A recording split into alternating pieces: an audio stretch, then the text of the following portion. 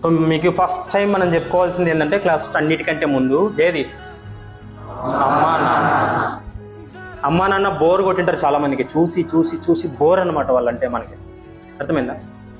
ఎందుకు చెప్తున్నాం అమ్మా నాన్న అంటే, అమ్మా నాన్నకి చాలా బాధ్యతలు ఉంటాయి, మనకి ఏ బాధ్యత లేదు, ఒకటే బాధ్యత చదువుకోవడం. ఓకే, ఏ బాధ్యత ఉంది అమ్మా నాన్నకి? అప్పులు ఉంటాయి. రెండోది బాధ్యతలు.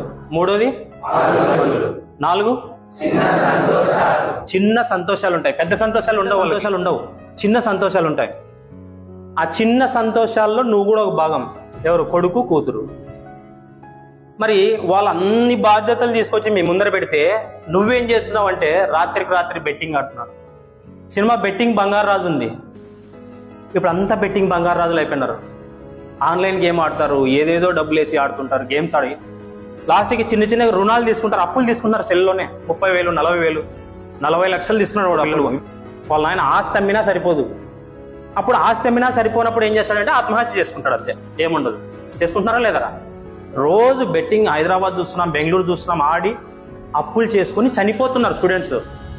వీళ్ళు మీకోసం అప్పులు ఆల్రెడీ చేసే ఉంటారు. ఎవరు? అమ్మా నాన్న.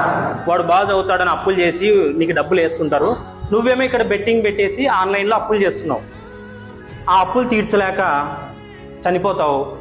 ఇప్పుడు పెట్టిన అప్పులు తీర్చలేక నువ్వు చనిపోయినటువంటి ఆ బాధని భరించలేక పేరెంట్స్ చచ్చిపోతున్నారా?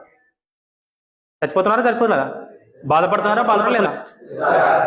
సో మరి మనం అప్పులు చేద్దామా? ఆన్లైన్ గేమ్స్ ఆడదామా? సో మనం రియల్ హీరోలు ఎవరంటే వీళ్ళే.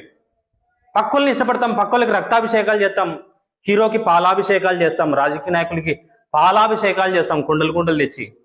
ఫస్ట్ వీళ్ళకి మనం చేయాల్సింది, మీ హీరోలు వీళ్ళు బాగున్న తర్వాత నీ అభిప్రాయాలు పంచుకోవాలా. ఓకే, మరి అప్పులు చేసుకుందామా వద్దా?